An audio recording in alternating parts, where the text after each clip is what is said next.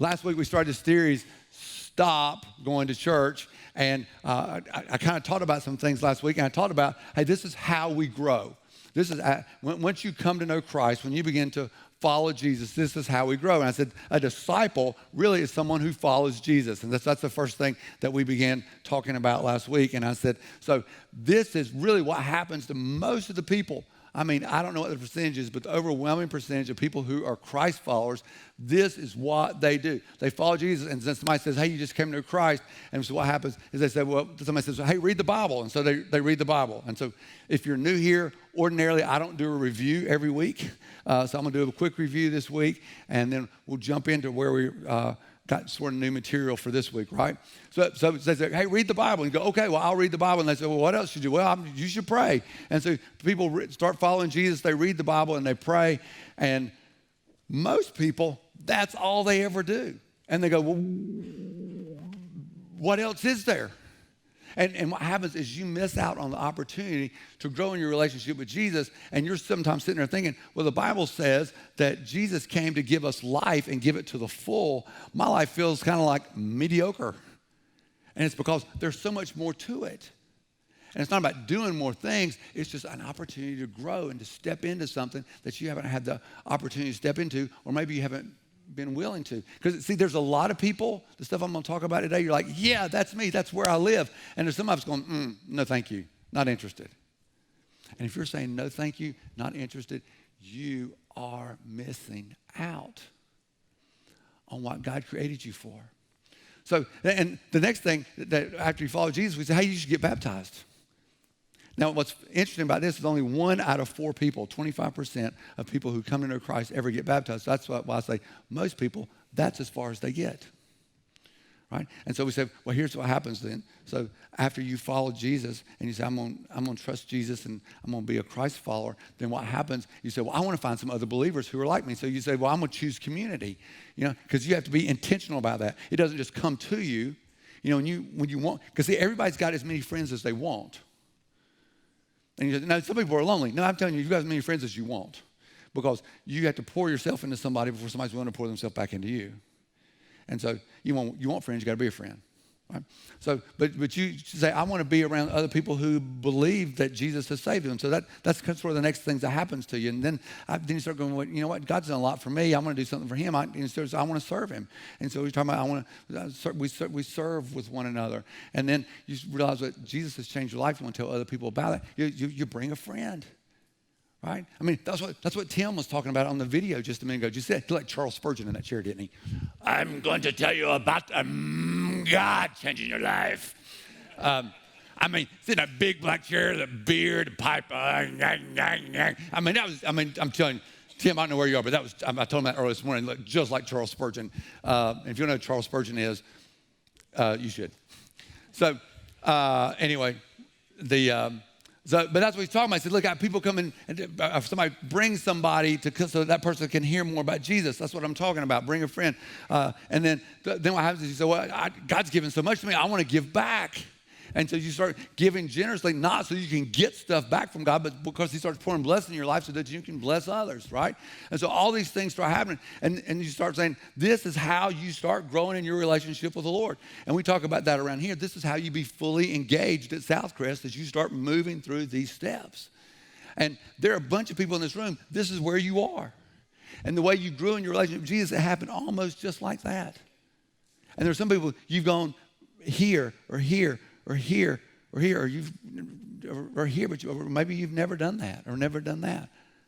But it's a real easy diagnostic to look at and figure out, hey, where am I spiritually, and how can I take some steps to grow?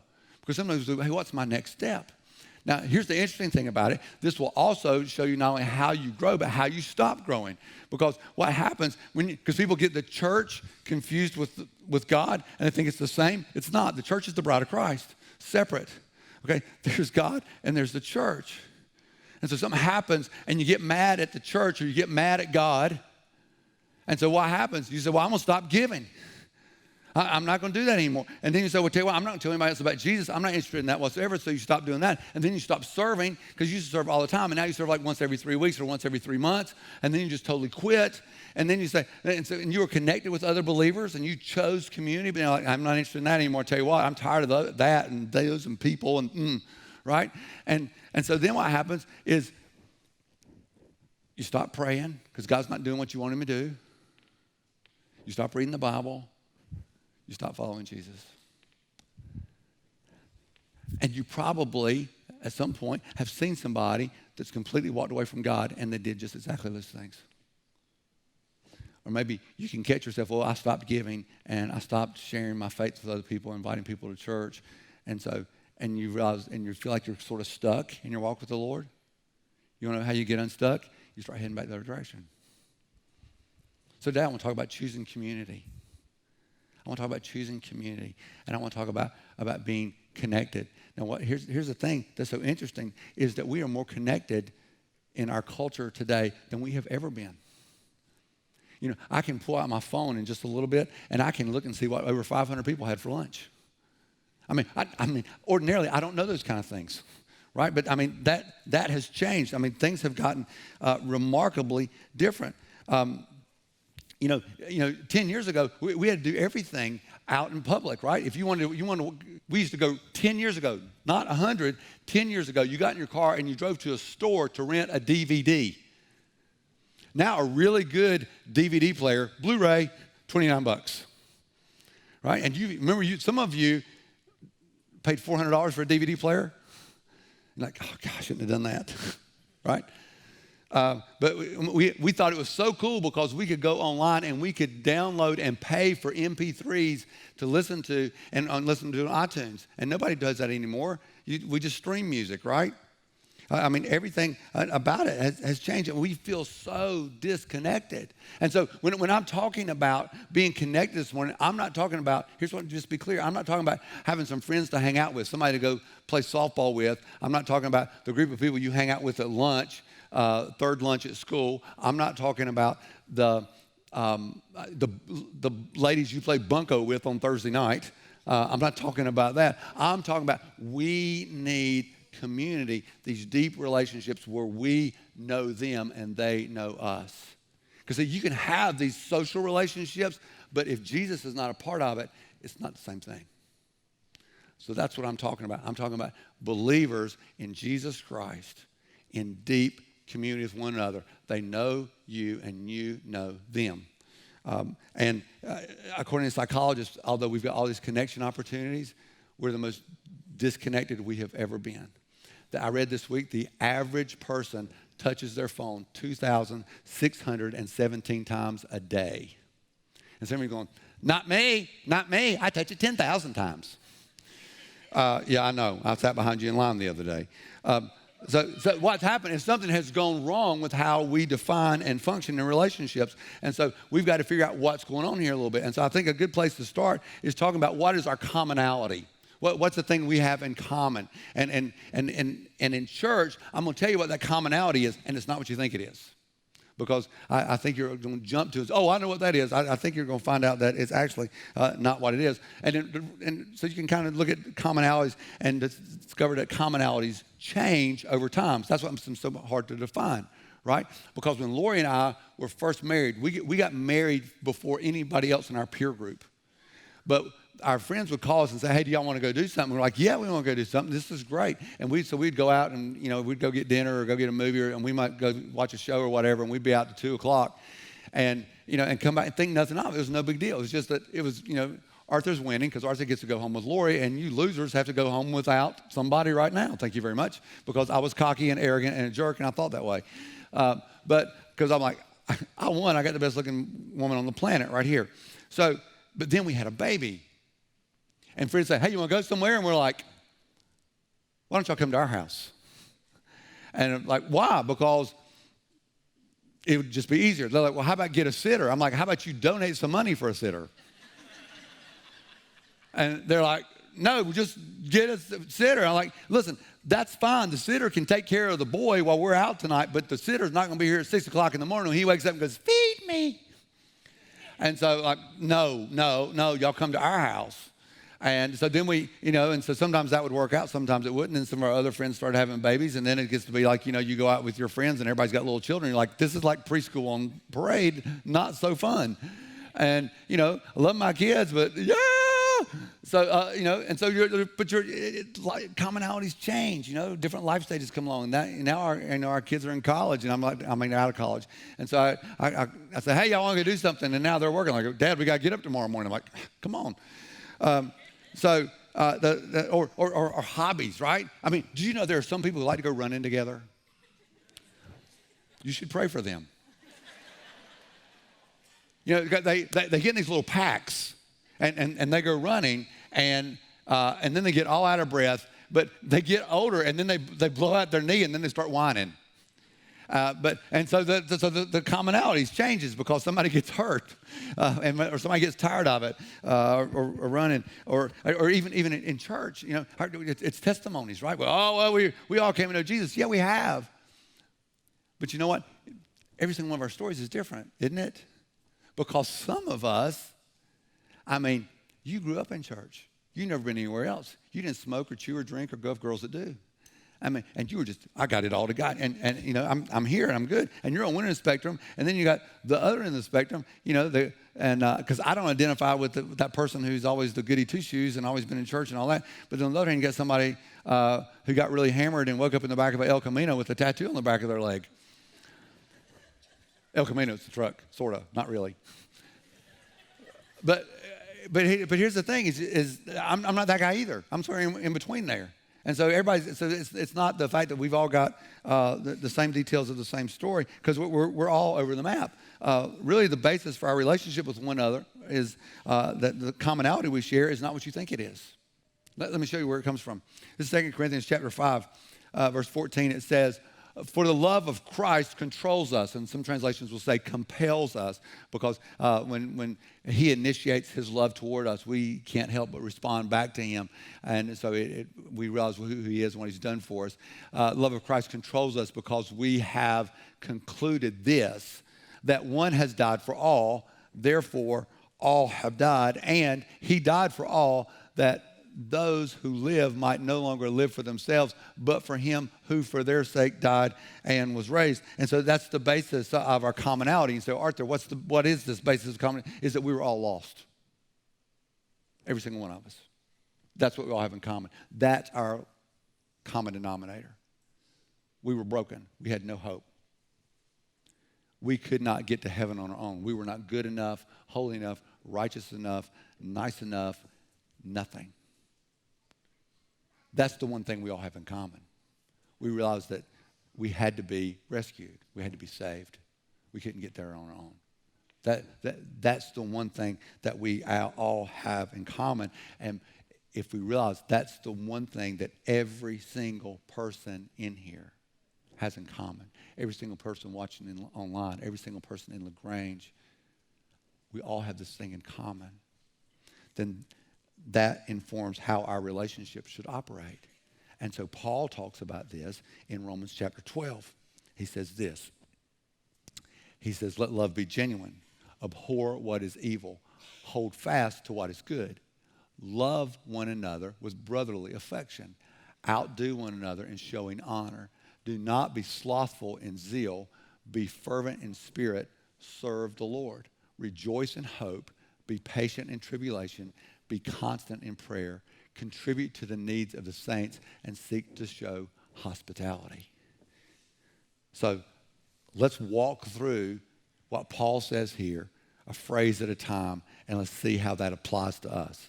So first he says, let love be genuine.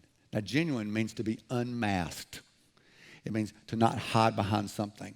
It means that there is nothing that you have acquired, that everything there is natural. And so let love be genuine. I think it's so important as Christ followers for us to be genuine. Because here's the truth. See, you can come to church and your love can be fake. I have a friend who used to always say, if you can fake sincerity, you can do anything. And I think it's because he spent a lot of time around church people. Because, see, we can learn Christianese, can't we? See, we can come in like we got it all together. How you doing? Blessed, brother, blessed. All right? And we pretend that there's nothing wrong. That, no, coming around the QT down there at the corner, I was not yelling at my wife, so don't ask me about that. And no, I did not turn around and tell that kid in the back seat that I will stop this car. Now, and no, as a matter of fact, when I got my electricity bill this month, I gave them an extra $10 because I figured, why not? But we come in and we pretend that everything is okay. And we dress the right way and we walk the right way and we sit in our seats and we get our coffee and we go and we give everybody the little holy nod and we just pretend that everything is just perfect with where we are. It's real easy to fake, right? You listen, you don't have to be here very long and you learn around. You say, okay, the music is starting to swell. Dun, dun, dun, dun, dun. And you start going. Everybody else is doing it. I'm going to do it too. That's the cue. Jesus! Woo, woo, woo, woo. And some of you, we can't get there, so we're just right here. And I'm not saying anything that's bad. I'm not going to worship the Lord the way you want to, but I'm just saying, hey, listen, we should be genuine and not fake. Or, and some people are just, everybody here dances. Have you noticed that? We do a lot of this. When we play, we do. People say, do you have dancers in your church? Yeah, we have a lot of dancing. It's like sway into me, call it what you want to. But that's the thing. You can just look like, oh, yeah. maybe you're got the hand in the air and you're the heart tapper. Oh, right, whatever. You can look around, you can pick it up, right? You can be fake. But look, what happens is God, we're just so missing out on what we could be doing because we don't have to do that. We don't have to be fake. If we will remember that every single one of us is broken. Every single one of us, our life was falling apart. There was no hope outside of Jesus. That's our common denominator. It's not that somebody's better or somebody's worse than anybody else. Listen, if our commonality is that we struggle with the flesh, we struggle with our old nature, and it is, if that's our commonality, then, we can just be honest with one another. We can take off the mask. We can be genuine. We don't have to be hypocrites at all. You can set yourself free from the bondage of having to be something you're not. I used to work at a church. I don't know, a couple years ago when I was in my 20s. And I was the youth pastor there, and so we had a dress code. Which drove me crazy. But then this will tell you how long ago it was. But so we would have a video crew come in about once a quarter, and they would shoot a video of everybody on staff, and everybody would give a little overview of what they were doing. And they would then take that and put it on what's called write this down, a VCR, a video cassette, so that we could be used on a video cassette recorder, right? And so that tells you how long ago it was, right? And so anyway, it's been that day where they come in and they're shooting the video. And so on that day, I was required to wear a suit if we were shooting video that day. A suit, in case you don't know, is this thing is a jacket and there's like pants. You wear this thing called a tie, right? All right. And so anyway, I'm standing there because I've just gotten through shooting this video, and my senior pastor at that point in my life walks past me and he says, "Hey, Arthur, I want to tell you like a man of God in that suit." I said, "I look like a man of God when I'm naked." And he didn't know like this. And I said, "Look," I said, "what I'm wearing has nothing to do with how holy I am." And, and yeah. Preach. But no, but here's and the thing is it was that's religion and trapping and being fake, because that's not who I am. This is who I am. I didn't tuck in my shirt tail when I was 5 years old. I've been doing this my whole life. This is just me. And I said, I'm not going to be somebody I'm not. Let love be genuine. Tuesday nights. You should come here on Tuesday nights. We have Celebrate Recovery here on Tuesday nights. And let me just say this very plainly. Everybody in this room is broken. Everybody. Stay tuned. I'll tell you more about that in a few minutes. But we are. And listen, if you would see the honesty, the genuineness at Celebrate Recovery, you would walk away and go, whoo, I need that. If we could be as honest in here as they are in there, we'd have church every Sunday. We'd have church 7 days a week. Now look, highlight of my week. I go to Celebrate Recovery almost every week. Unless I'm out of town or some little minister crisis has come up, I'm at Celebrate Recovery. I just soak it up, baby. Here's what happens every week. They say, who wants a blue chip? And that blue chip just signifies I'm going to start today to live my life differently because I recognize that I'm broken. And somebody gets up and gets that chip, and I'm over there going, whoo, whoo, whoo. I mean, I love it, right? I mean, do you know how hard it is to stand up in front of a group of people who are broken and say, I am so broken, I can't do this by myself? Shoot. Matter of fact, I was showing this chip to Lori this morning, and she said, well, you got the chip. Did Ben give you a hug? Because Ben's like our Celebrate Recovery guy. And no, he didn't. So I'm feeling kind of hurt. I know he's here. Dude, I'm right here. I'm right here. Give me a hug.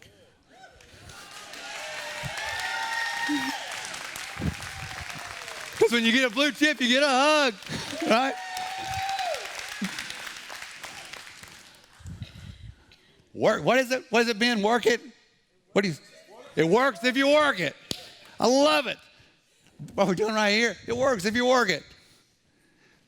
Golly, it's amazing. I got to hurry up. Now, let me say this real quick because I want to save all of us from some future fight. Okay? Because when I'm talking about biblical community creates environments where it's okay not to be okay. Okay? But those environments are not warm and welcoming to ongoing unrepentant sin. We don't encourage people, in biblical community, we don't encourage people to sin. Because we're trying to be more and more Christ-like. Proverbs 17:17. He who, as iron sharpens iron, so one man sharpens another.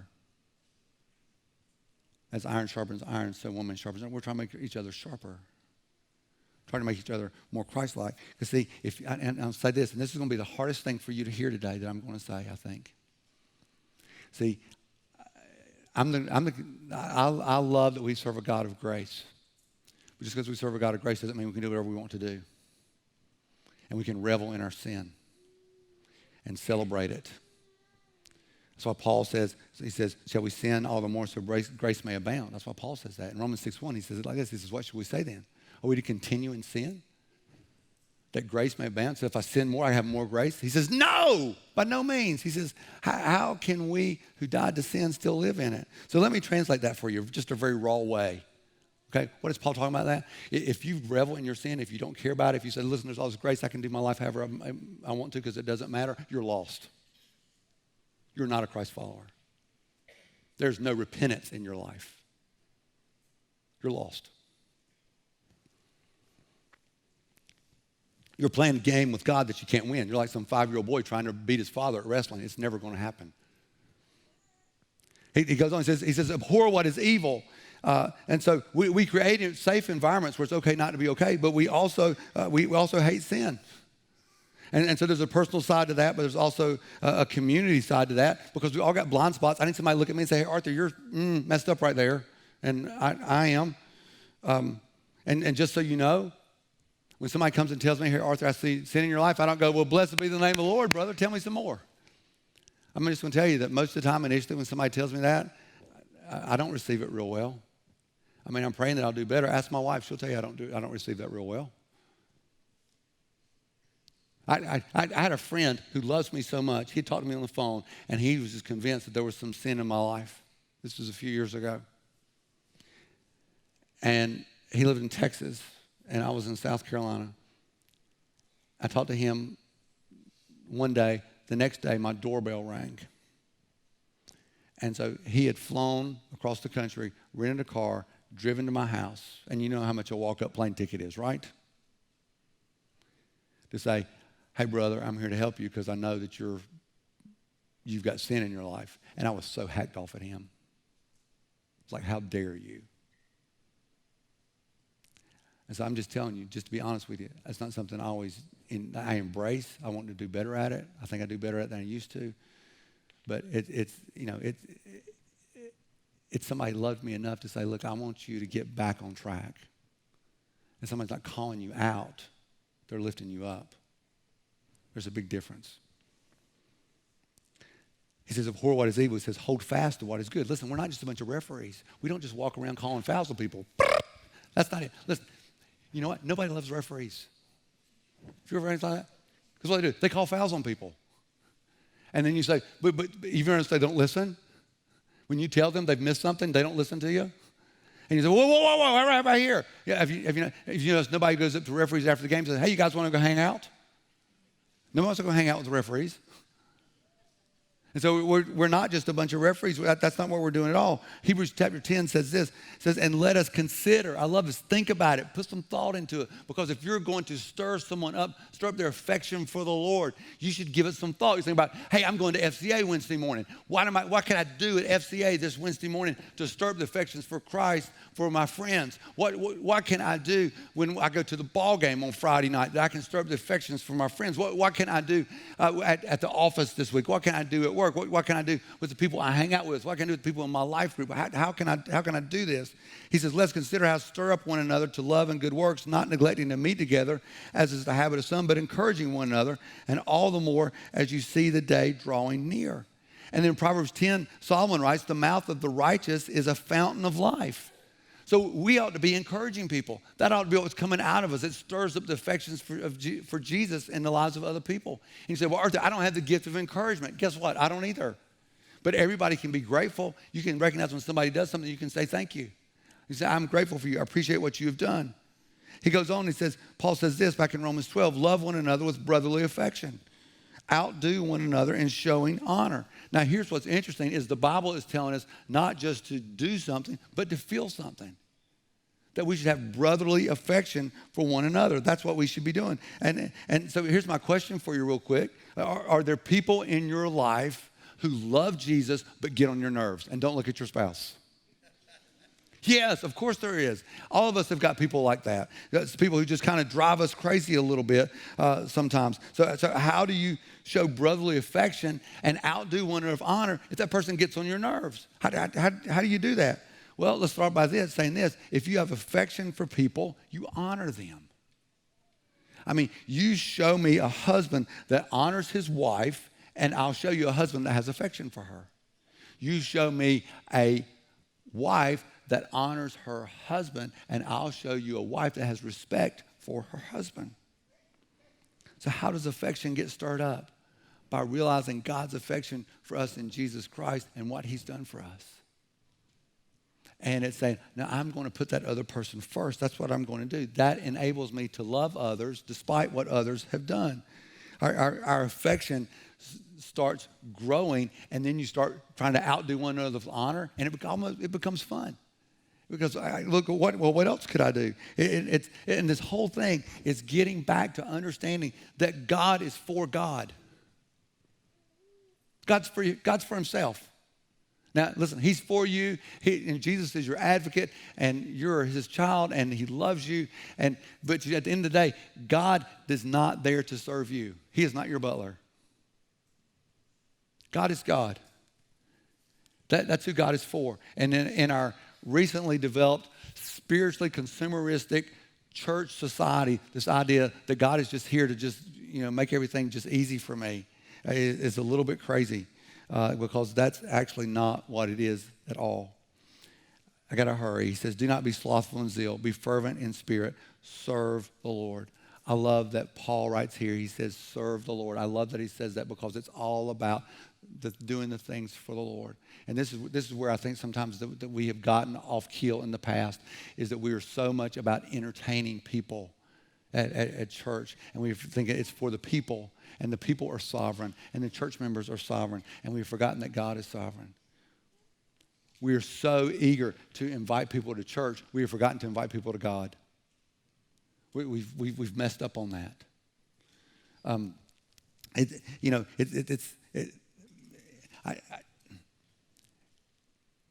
If you want to get people on fun and entertainment, you got to keep them on fun and entertainment. And you can't keep up. Eventually they're going to get bored. If that's you, if you come here and go, hey, I love the coffee here, cool lights. I love the fact that there's rice on the stage. Guess what? Well, in a few weeks you're going to get bored. So I'm not trying to get you here on fun. I want to get you here on Jesus. If we get you here on Jesus, you stay here on Jesus. I said that in student ministry for years. Student ministry was all about, sometimes can be all about entertainment and fun and crazy. And I'm all for laughing and goofing off. I mean, y'all know that. But you get kids on Jesus, you keep them on Jesus. You give them fun, you can't keep up. They can find something else that's more fun a few weeks later. He says, rejoice in hope, be patient in tribulation, be constant in prayer. And I started to break all three down separately, but looking at it, I realized they all go together, that they're all related, because God gives us hope. Your body is given out. I was in the gym a couple months ago, and I did something, and I felt my shoulder pop, and I thought, oh, it's no big deal. So I found out the other day, it's taken me a while to figure it out, but I tore my rotator cuff, which is why I can't really put this arm over my head. And so now I have to go, and the reason I tore my rotator cuff is because I am OLD old. Okay? Just be real honest about that, okay? Right? And so now some 24-year-old Auburn graduate is telling me, stretch your shoulder, stretch your shoulder. So I'm doing a lot of that. I love it. And I want to tell you, because listen, not everything in your life is always going to be rainbows and unicorns. And I'm going to say that to you over and over and over again, because there's this propensity we have in life to think that God is just there to serve us, and that once you come to Jesus, everything's just going to be easy street. But the truth is, it's not going to be that way. See, God loves us so much that he brings wounds into our lives. Our wounds are evidence of God's mercy in our lives. If he just everything was a piece of cake all the time, easy peasy, that's evidence of God's wrath, because he doesn't really care whether we grow or whether we become better people or whether we grow in our knowledge of him. His wounds in our life are evidence of his love and his mercy in our lives. That's what it really is. And, but I just want to be happy all the time. But be real careful about that, because if you are just like, God, I want money, and I want success, and I want health. And you keep saying, God, I want money, and I want success, and I want health. And you keep doing that and keep praying and praying. God may just answer that prayer. And that would be evidence of God's wrath, not blessing, perhaps. Not every time, but sometimes. Because he says, listen, you want the money more than you want me? Fine, have it. See how it works out.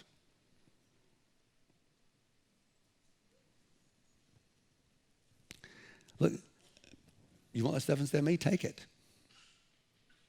Listen, everything doesn't always work out great. John the Baptist, he's Jesus' cousin. He says, hey, the Messiah's coming, and he's preaching, and people are repenting, and all kinds of great things are happening. But what happens, some stripper gets him in trouble with the king and has his head cut off. Didn't end well for him from our perspective. Well, what? But shouldn't he have a big house? How about Moses? Moses leads the children of Israel out of Egypt. And you think, well, man, they're just going to build statues of Moses, right? I mean, they had pyramids in Egypt for the pharaohs. What are they going to build for Moses? Moses is told by God, you can't go into the promised land. Like, wait. Well, see, here's the deal. I'd rather you be prepared for the sorrows of life than me tell you, hey, everything's always going to be great. So be patient in the tribulation, because we have hope, we can be patient in the tribulation, because although I don't like being patient in trouble, we can be patient, and God will accomplish things that we weren't thinking was going to happen, and that's why we can be constant in prayer. That's why those three things all go together. Because when we're constantly praying and we're hearing from God and we're talking to him, the troubles that we go through are not always just miserable, but they give us hope. That's why those three things, they all go together. It says, contribute to the needs of the saints and seek to show hospitality.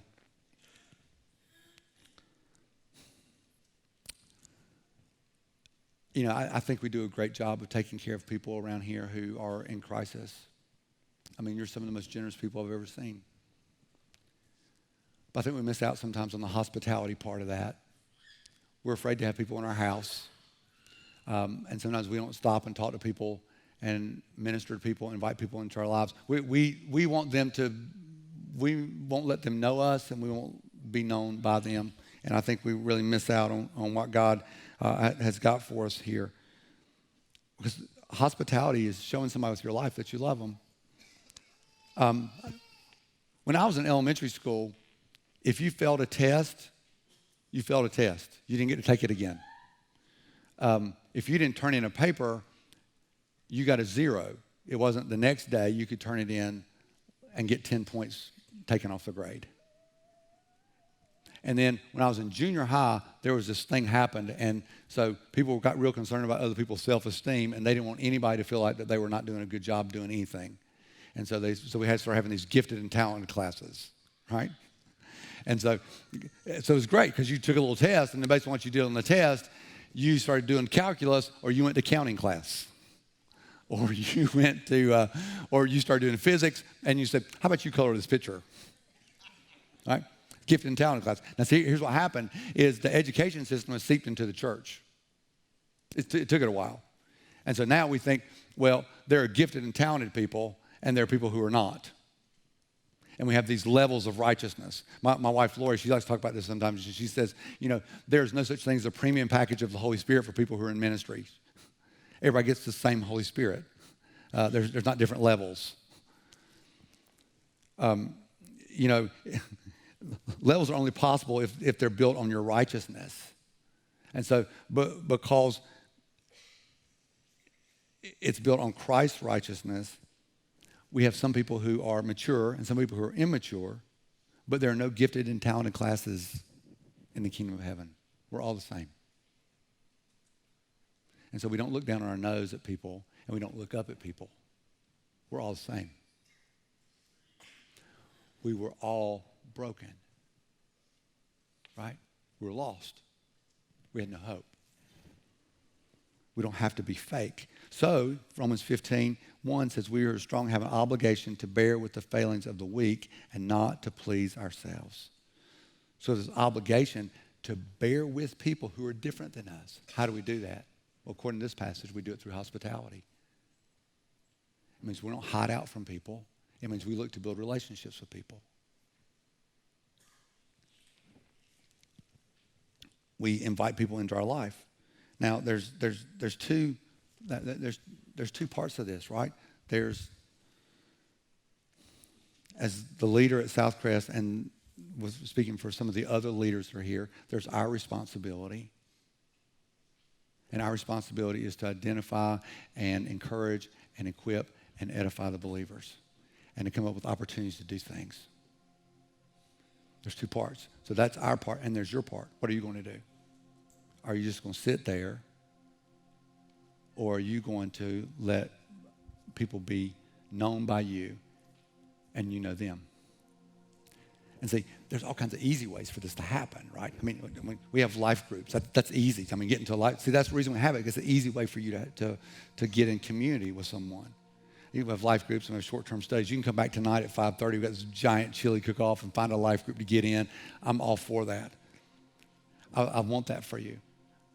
But it doesn't matter whether it's here at a life group or somewhere else, but you got to be in community with someone if you want to grow in your relationship with Jesus. You got to, not an option. It'd be great if it's here. It's got to be somewhere. See, there's a difference between belonging and going, right? See, there are a lot, and see, if you go to church, in a little while, 3 or 4 weeks, 3 or 4 months, 3 or 4 years, you're going to get bored. You're going to disappear. Or somebody's going to say something that's going to hurt your feelings or not say something to you, and you're going to, right? That's what's going to happen because you're just going. You're not known by anybody, and you don't know anybody. And that's not their fault.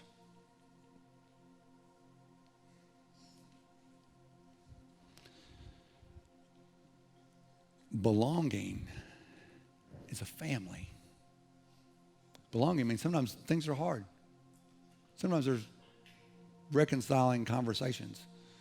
Sometimes it's, you got to bite your lip there for a minute.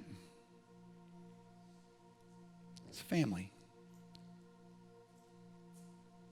But most of us in here in families, we can say that our families have grown and gotten stronger over time as a result of the conflict and difficulties we've walked through together, right? Happens at church too. Because we're God's family. It is biblically unacceptable for you just to go to church your whole life and just come sit and listen, come sit and listen, come sit and listen. You got to be known by somebody. You've got to know somebody. It's biblically unacceptable just to sit there.